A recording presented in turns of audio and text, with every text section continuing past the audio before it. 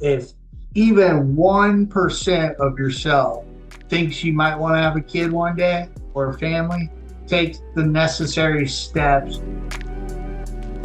Hello, and welcome to the Grit Unfiltered podcast. I'm Lauren Listowskis, cancer survivor, caregiver, and advocate. Today, we want to continue the discussion on infertility. I myself became infertile after my cancer treatments in 2016. I'm joined by another amazing cancer survivor, Rob, to speak about his experience with infertility and cancer. So, Rob, thank you for joining me today. It is good to see you. And we'll just jump right in if you don't mind introducing yourself and telling us a little bit about your cancer diagnosis. Okay. Thank you for having me. I feel blessed to be on here and hopefully I can help some other people along the way. So I when I was diagnosed with cancer, I had just entered my 14th year in the U.S. Coast Guard. I also own two small businesses. My wife and I had been married for 11 years, and we had a 4-year-old son. And I was just going about life how we normally go. And when I went to see the doctor and had a physical done, I told myself that I wanted to ask the doctor how to get a hemorrhoid removed. So when I was at that appointment, I worked up I know it sounds funny, but I worked up the courage to just ask him, hey, how do I get a hemorrhoid removed? He sent me out to a GI specialist who I went and met. And when I sat down with him, he we talked about the hemorrhoid and a little bit about why I brought it up was because I noticed bleeding occasionally when I went to the bathroom. Right. Didn't bother me, didn't cause any pain, uh, nothing that I could see at that time that would throw a red flag towards me to encourage me to go before this. I just had a little voice in my head that was telling me, just do it. Just do it. It's not a big deal.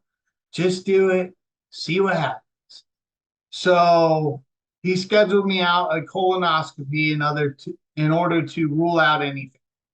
So after that, I left the doctor's office, called my parents, said, I can't believe they want to schedule a colonoscopy on me. I thought that was for older people. So And um how old were you at this time, Rob? 41. Gotcha. So I'm not necessarily young, but also not old in my eyes either.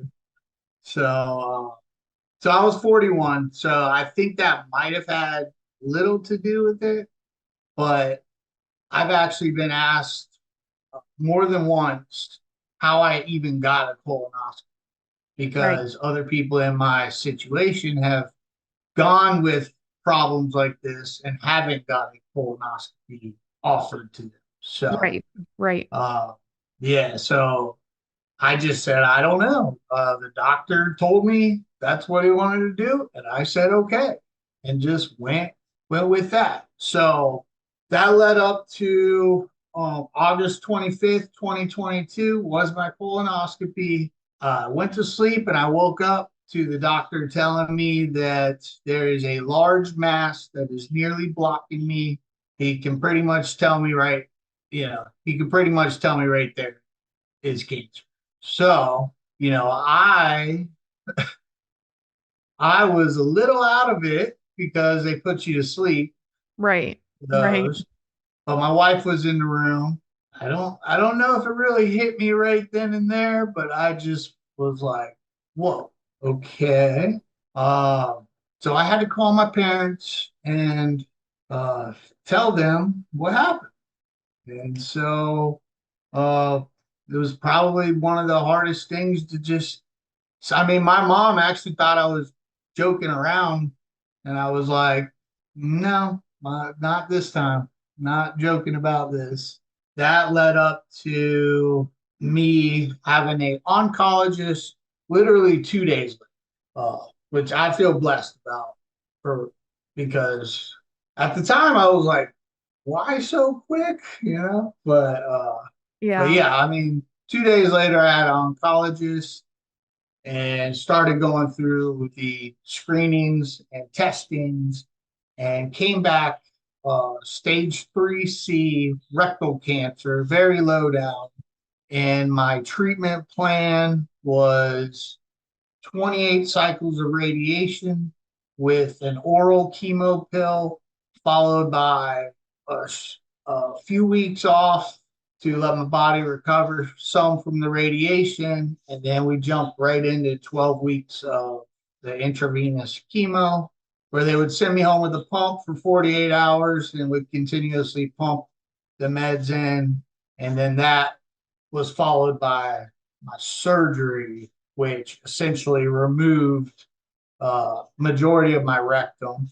And then I wore a temporary bag for a couple months, and that was June 6th last year, right before my son's birthday. I got that bag removed, and ever since then, I've been feeling very blessed to still be here and continue trying to figure out what cancer has done, what it's taught me, how I can, and, kind of what my purpose is for being blessed enough to survive and get Right. to this point. Yes. Yeah. I think it's a pretty common thing that people discover, once treatment's over and everything with the actual cancer is done, um, cancer's not done. There's that whole next chapter of survivorship and, like you said, discovering my purpose and figuring out what all this means for me now. So, thank you for sharing that. And it sounds like it was a really quick whirlwind and, quite a significant treatment journey as well with everything that was done and then surgery and the chemo and taking the line home and everything like that is quite the change, especially as you said, you were active, you were healthy, you were in the Coast Guard. To then have that change happen in your life is it's big. Very, very big. Yeah, I personally thought I could handle pretty much any stressful situation because in the Coast Guard, I've been trained to work in life and death situations with search and rescue cases and people calling me with their boat sinking Right. and, and just things like that. So I actually am certified and trained in CISM, which is critical incident stress management. So I thought I could handle anything, but cancer taught me that yeah, Yeah. There's no guidebook, no rule book, no instructions. no. Nothing can really prepare you for it, obviously. So, um, and so talking a little bit more about, you're figuring out life after cancer and the after effects and long-term side effects, that kind of brings us into talking about fertility. So I know you had said you and your wife already had one child. So, you know, how did you start exploring that or figuring out, post cancer, what things look like when it comes to fertility? So when I went through my staging process and found out that radiation was going to be first, I didn't really know about radiation. I mean, I didn't know about any of this stuff besides the common terms, Right. tumors and chemotherapy, and that's probably about it. I mean, Mhm. a little bit about surgeries, but that's about it. Uh, so I really did not have any clue what uh, what to expect Right. radiation wise. Now, kind of a full circle moment I had was my dad actually spent 26 years in the pharmaceutical industry working with cancer oncologists Mhm. uh, in the cancer world. So I actually had him that I could ask questions to. Right. Right. But I but even then, the radiation stuff, still not a lot of information. One thing that I I prevented myself from doing, and I would highly recommend other people doing, is to stay off of Google, is not to dive too deep into what is this on Google, because it takes you down a rabbit hole Oh to yeah. where, I mean, all you see are the side effects, the negative things and all that. And it just, so I did know that going into. So I did not. I told myself to stay away from it. I let my wife was the one doing it. I was like, don't tell me. Don't tell me. I don't Yeah. want to know. I remember No. me personally, getting down that rabbit hole and then the next thing you know, I'm like watching YouTube videos of my actual surgery I was going to have done. I'm like, yeah, this isn't like the greatest Yeah. thing for me to Yeah. be Yeah. looking at right now, but you just start going down that rabbit hole like you It, said and see the worst of the worst. it is. It is. So I did stay away from that. Um, so the first time I met with my radiation oncologist, uh, who, she was awesome.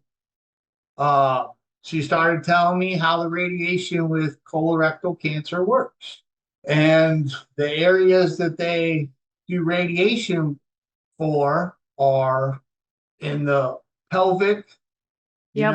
and the butt. I was on my back when they were doing it, but they line up everything. Right. And so when she was telling me this stuff and I was there with my wife, she had brought up that having kids is probably not going to be something in the future. Yeah. Now, with that said, remember this is still pretty early in this diagnosis. All I can focus on is, okay, I just want to get the like, Yeah. I thinking about having kids at that particular moment wasn't at the top of my Right. list. Exactly. Uh, You're just ready to do treatment, jump yeah, in, get this taken care of, and focus on getting healthy and, you yeah, know, future and life. And that's the furthest thing, I think, from your mind when you're literally just trying to do what you can to live. it was, and I did not have a full on conversation about it. She mentioned that it was going to radiate that area, and even though they do a good job of Right. targeting a specific part, but being that, Yeah. Everything's in the general vicinity. And like you said, they try their best, right? But I mean, yeah, not perfect and that part of your body is close to your reproductive organs. yeah, exactly. It Thank is you what it for. is. Yeah, yeah. Yeah. So with that said, at many times where I'm laying there, they're telling me to move things, and they're trying, Right. but yeah, the overall learning about it didn't sink in until way after. Mhm. I mean, even after the chemo, Right. uh, it really didn't sink in until I was just like, that kind of sucks. I try not to focus on the things that are negative. Right. Sucks when going through cancer. Sometimes you just can't help it. That's one of the things that I try not to concentrate on with surviving this, and feel humble and blessed that Right. I I'm still here. I'm fortunate that we do have a son, Yeah. and not everybody gets that blessing. And, Mhm. and to us, he was a blessing because we've been through two miscarriages. Wow. Uh, and with him, he was born 3 months early. Wow. So Yeah. yeah, yeah, we went through a lot to get him. So I do feel grateful for having at least one child. Right. And, and Absolutely.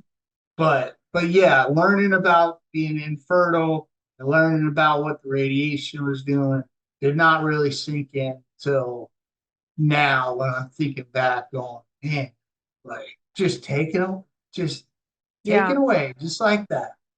Yeah, exactly. So now looking back, it's kind of, well, should I have asked more questions or should I have learned Right. more? Or, could I have even asked about or, been offered, a little bit of time for fertility preservation? Um, Yeah. do you remember if that was talked about at all? If you wanted to, do fertility preservation and any, sperm banking or anything? I don't think so. If Yeah. she did mention it, it was the day she was probably telling me what she was gonna do, and I was like, Yep. Not even there. I, yeah, but not. I don't remember her and I specifically having a conversation more than her just saying, now having kids after this is probably not gonna happen. And I have found, not just talking to you, but even my own personal cancer experience of, I had a female reproductive cancer. Yeah, And so clearly it wasn't an if, it was for yeah, sure I was going to be losing these reproductive organs and be infertile. And I remember, I was 23 at the time, not married, no kids. And my oncologist very briefly saying something about fertility preservation. Like, I think I had to bring it up of, well, should I like talk to somebody or see like, a reproductive specialist or do my, freeze my eggs or, and he's like, well, if you yeah. want to, you can. And that was it. Like, not like I'm going to Um, give you a referral or let me help or let's talk about it more. It was like, you can if you want. And yeah, in my case, I did technically have the time. I was my next treatment, my next surgery was a few months out, but that was kind of it. And even though I had that bit of time where I could have pursued it, I didn't, because yeah, I knew it was going to happen, but at the same time, again, even though I had that little break of like 2 months, that just wasn't the mindset I was in, and I find so many people looking back, they weren't even offered that conversation or, weren't necessarily truly informed, whether it yeah, was this is going to be a long-term side effect and or that conversation about fertility preservation and which is just crazy, especially, as young adults that we were when we were diagnosed. Um, it's just crazy. So, yeah. It is, and it's unfortunate that it happens that way. And I think what I went through, most people can relate. It happens so quick yep, that you don't even have time to let things digest and think about, like absolutely. logically think about any of that stuff. Right. But unless somebody like your doctor or somebody like us is putting stuff out there Right. Right. going, no, ask them, not pushed into it, but encouraged to sit down with somebody, sit down with Yep. your parents or Yep. somebody and talk about it. That way you can make a decision before we Yeah. do it, Before you it's know? too late. Yeah. And, that's exactly why we do what we do at Grit Health and why we do Yeah. this podcast of talking about these things that, aren't always talked about in the cancer world. And it's like, like you said, talk to someone like us, like, man, if I would have known, I would have sat down and talked with my partner, or my parents, or maybe even just did a consult about Mhm. fertility preservation. So, yeah, definitely. So beyond that initial conversation, kind of before radiation, looking, more recently and after treatment, did they do anything to, test your fertility or any testing, or was it, you know, kind of a feeling or, any problems you were having? And you can be as surface level as you want Yeah, or as real as you want. I think listeners will know what we're talking about. yeah.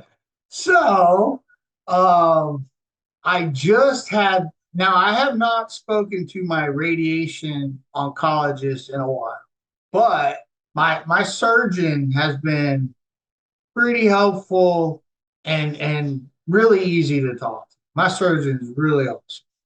Uh, so a couple months ago, my last follow-up appointment to see how everything was going, I asked him, I said, I said, hey, doctor, not only like am I having issues in the sexual health world, like erections and things like that. Yeah. Uh, nothing. There's something that's off. Right. Yep. I'm like, now my wife and I hadn't had sex that much Right. since then, but the times we had, either nothing's happened or yeah, it's I'm finding out now what the radiation Yep. caused. Now I'm a year out from my surgery.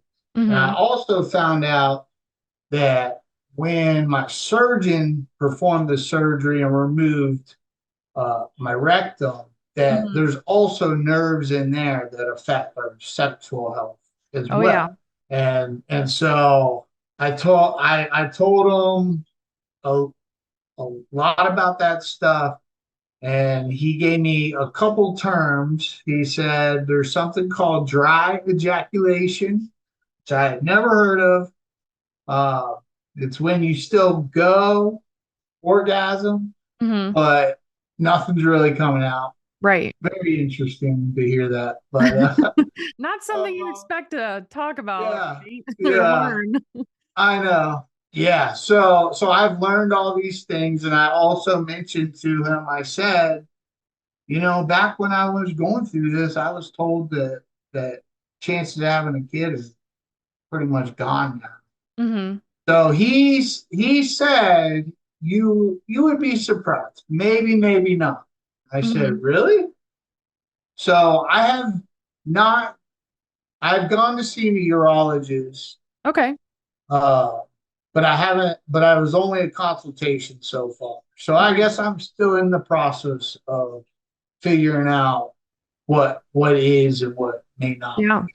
Yeah. Well, it sounds like, you have at least that surgeon to really kind of Yeah, almost confide in, be really honest about what's going on and how it's affecting, your life, intimacy, your sex life, and your relationship with your wife. And sounds like you're on kind of the right path, like you said, to figure out what's what and what's not, what's really going yeah, on, and start that process with the urologist. So, um, and I think there can be a lot that comes with that. If you do find out, oh, wow, okay, maybe it really can actually happen, and have that true. hope restored, or, find out what you've kind of that lingering thought Yeah, you've been having since even before radiation from that conversation. So, sounds like you're going to figure it out and find out, like you said, what's what. yeah. What's what? And Mhm. and like I said, I mean, my wife's already like no kids, but I didn't want it taken away necessarily like Right. that. So I Yep. think that's where it comes down to. And I did find out when I went to the urologist, I do have low testosterone. So Mhm. that's another result, I believe. Right. Yeah. And I think what you said really really hits on it, of the choice and the option and the decision is taken from you. Yeah. Yeah. And I totally feel the same. If Uh-huh. if it was my conscious choice, no kids, not going to happen, or in your Yeah. case no more children, that's a personal choice and a decision and autonomy over your life and your choices, but when it's literally taken from you, Hmm. you have no say, you have no control. And I think, like you said, that's just a whole different mindset, It is. so I can totally understand, even if your wife is, saying, I'm pretty sure I don't even Yeah. want to Yeah. pursue Yeah. having another kid. It's like, I have to know though, because if Yeah. you know, then you feel a little more powerful. You feel like you and your wife are making this choice, not that cancer completely ripped it away from you, Absolutely. So, and I think as weird as that might sound to other people, maybe, of like, Yeah. I just got to know. So I know, you know, I totally get it. And I think that's a sentiment people, in other cancer survivors can really relate to. So Yeah, thank you for sharing that. yeah. I mean, I jokingly just tell my wife occasionally, let's just try it. Let's just try it. Right. You never know. Like your You surgeon never said. know. Hmm. Yeah. But I actually listen to I listen to podcasts as well. And I listen to one called Tell Us a Good Story, and they talk about their chances of having a kid were taken away and they ended Hmm. up having kids. Yeah. It So happens.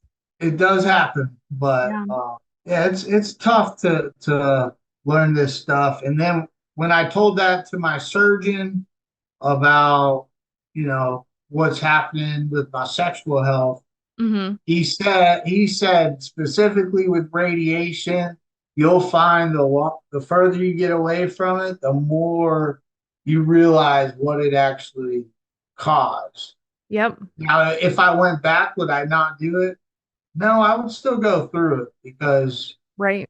the important process in that treatment Yeah. You're gonna do cycle. what's, I mean, the best thing that's recommended to you. And yeah, you're just at that point, you want to do what's best, what's going to get you healthy, what's going to, get rid of this and help me in the long run be, yeah. sitting here today. I guess you had touched on, you and your wife had trouble with some miscarriages and things like that. But, this fertility, infertility kind of thing, has it, impacted your marriage a lot or a little, or, any conversations with friends or your parents or anything like that?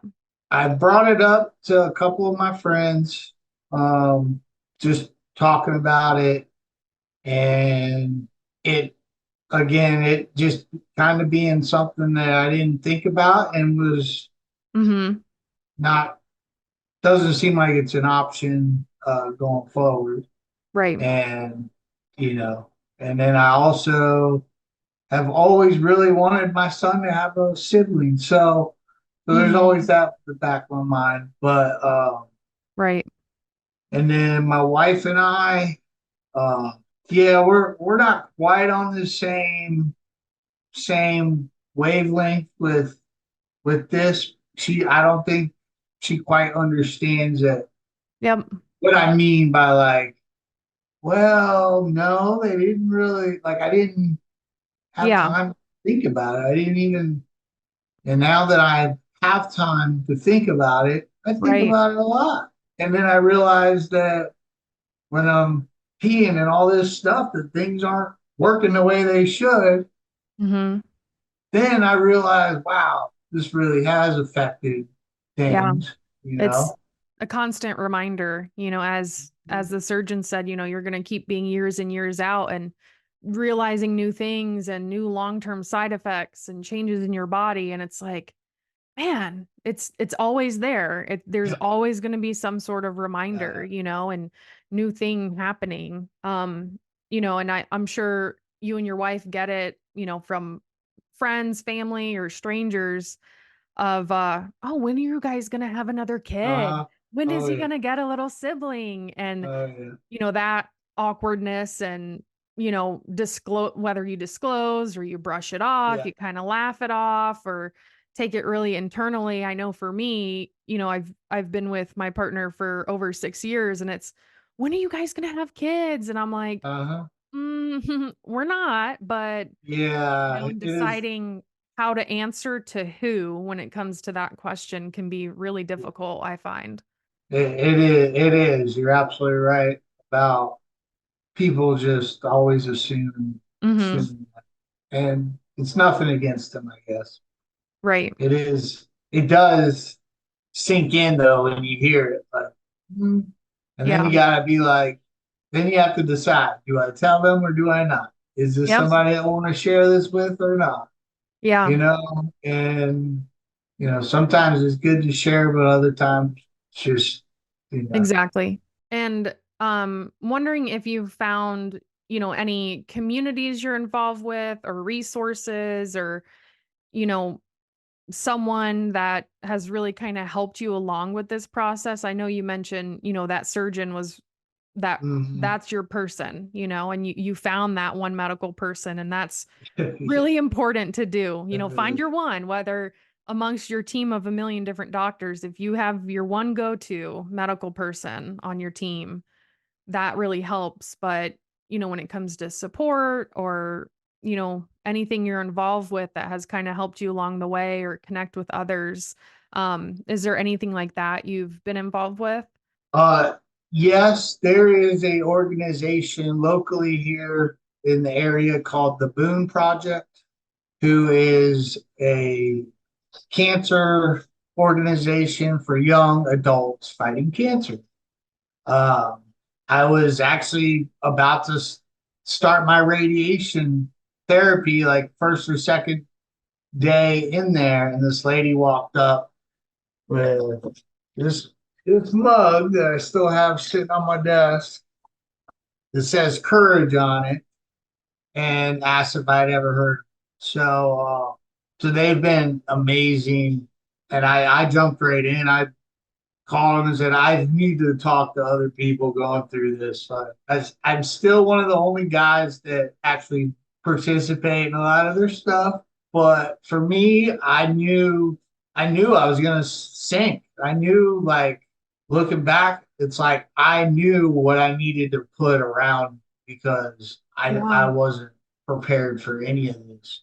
And I'm Yeah. glad I did, because the more I look back, the more I realize that I didn't do quite as much as I could have. It was the people around me that was getting me through cancer and Mhm. treatments, and the cool thing about them, a group like that, is that talking about cancer is not weird. Yep. It's very open and flowing communications, conversations and stuff like that. So it Right. was very relieving to have them, and I still go to their stuff.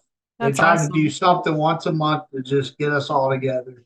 Right. So Yeah. that was really really good. I love that, you have the mug right there, in front of you. I love that you still have it, and, I think, you were really lucky in that, someone gave you that mug and told you about the Boone Project, early on. I think a lot of folks, don't find their group or their community or their little support circle, a lot of times until after treatment when you're already drowning of what is survivorship, and Yeah. I think when you are able to join a group or connect with other survivors earlier on, the earlier the better, in my opinion, to kind of be like, oh crap, that's what's coming, that Hmm. they kind of prepare you of, yeah, sure, treatment will stop, but there's a whole slew of things afterwards, and I Yeah. think another really key thing you touched on was, most of the time I'm the only guy in the group. Um, that's very common in It cancer is. support groups and communities. And even why, when we connected, I was like, oh my gosh, yes, please come on the podcast because, like, sorry, guys don't talk about this kind of thing a lot. No. And then even expands into the cancer world. So I think you being confident and realizing you need help or you're going to need support, or like you said, you were going to sink and needed those people around you to lift you up and get you through it, is just Yeah. really commendable to even say that out loud, because people in the cancer space sometimes don't have that power to even come out and say that. And then especially looking at men, it's Yeah. talking about emotions is still, it's not cool Yeah. yet for you guys, I think. So I just really have to, pat on the back there for just saying that and knowing what you needed in that time. Thank you. And yeah, if any guys listen to this, I just hope it's okay to get out there and talk to somebody. It could be another guy. It doesn't have to Yeah, be. right. But yeah, just have a support person in your life that you can lean on, Mhm. that is not giving you sympathy, but just sits there and listens to you Right. and just listens to you, is the biggest thing, and Right. doesn't judge and things like that. I was fortunate enough to have that around me, have that group, because I live in Charleston, been in the military, I move around. We didn't have, uh, I didn't have family around here to help us out with our son, getting him to school and things like that. Right after I was diagnosed, my hometown that I grew up in Florida got demolished by a giant hurricane. So Wow. nobody from there could come up Yeah. and help us out because they were trying to rebuild their stuff. Uh, so yeah, it was quite a bit. So, have you, I know it's something you haven't necessarily overly talked about or openly, super openly talked about, but kind of going through this experience of fertility, infertility, is it not? Um, have you encountered any misconceptions or stigma around fertility or fertility and cancer, or even being, a man who's trying to figure out the fertility situation? I specifically have not yet because I haven't really shared it with that many people. Right. My thought process in general on the whole thing. This is the most I've said about it. I think I haven't specifically experienced too much about it, but I know it's out. I know it's out there. Right. And on the flip side, I do know when other people are talking about families and having kids, and you see, like right now, school's going back, and you see kids Oh, yeah. flourishing all over the internet and stuff like that. That on the flip side of it, if you're infertile and you look at that stuff, it can actually affect you. Mhm. I mean, that was how it was with miscarriages. Like we were pretty upset and distraught about seeing other people's kids, hearing other people have another kid out of stuff like Right. that. And So then you have those feelings, and then you kind of try to stop those feelings, and then you look back and you're like, "Oh my gosh, am I a horrible person for, like, not yeah, being happy about someone else's happiness?" Like, uh-huh. and then that's like a weird feeling afterwards, but it's just ironic that you mentioned the whole going back to school, because we're mid-August right now, and that is one thing that kills me, even Yeah. more than, like, the Mother's Day, Father's Day, you Hmm. know, social media posts. It's all these cute back to school photos, and I'm Yeah, like, "Nope, no scrolling today." it Like, is. I'm I not gonna know. mess around and look at people's stuff on Facebook and Instagram for, like, another 3 weeks. Yeah, yeah. It is one of those things. So we're starting to wrap up here, but is there any you have any final words or any advice? I know you've shared a lot already, but anything you want to share or tell other people who are, facing infertility or possible infertility relating to their cancer, or, supporting their loved ones, that you'd want to share? Yeah, I guess so. I would say if you are young, you were being diagnosed with cancer, to not wait for the doctor or anybody to bring it up to you to see if they're going to encourage you. You can't say for sure, but I can tell you colorectal cancer, which is in men and women, which people think more men, but I know survivors that are women as well. Just like I met a guy that had breast cancer. Mhm. So cancer doesn't know gender, race, or age, Right, exactly. unfortunately.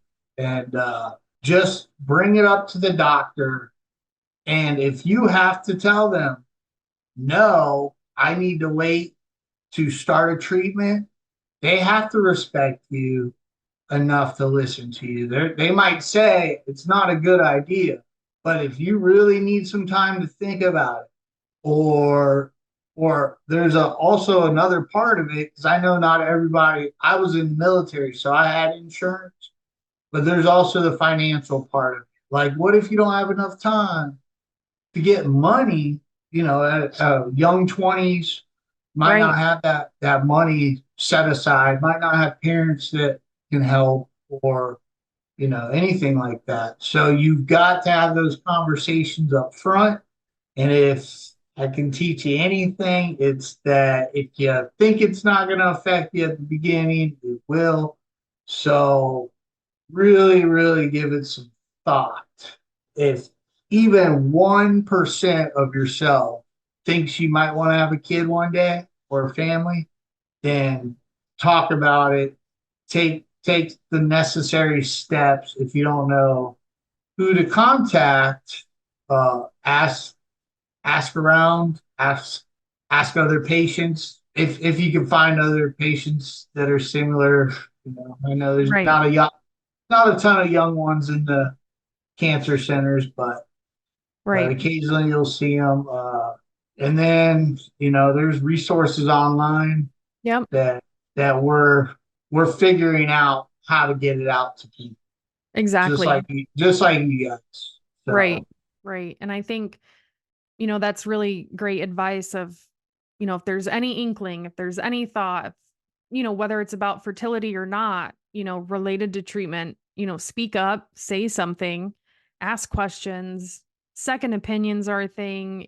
There's so much you can do to help inform your decisions and know that ultimately it's your body, it's your cancer that you're unfortunately growing, and you get to make decisions. And I think, that's really important messaging to get out because I think how healthcare and medicine is approached, it is mhm, changing to where we do get more of a say now, and speaking up is becoming more normal. And for those that think it's not, be like Rob, be like myself, ask those questions, mhm, hold people to it to get answers and help find resources. And I think something else that's just really important from the beginning of us talking today is if there's something wrong, yeah, even if you absolutely. think it's just a hemorrhoid, and I'm sure it was already terribly embarrassing to even try and bring Mhm, that up. Pay attention to your yeah, body, know what's normal, and when something's off, even if you think it's silly, I'd much rather somebody go to the doctor and find out something is mhm, benign or normal or just something that can easily be yeah, handled versus getting slapped in the face with a cancer diagnosis. So the yeah. sooner you go in and the sooner you seek care, it's always going to be better. Thank you. Absolutely, because after this stuff, I just went like, oh, I'm all of a sudden I'm stripping down clothes and people are poking and Oh, doing yeah. things. And at first it was overwhelming, and now I'm just like, I don't care. I'm just here to take care of myself.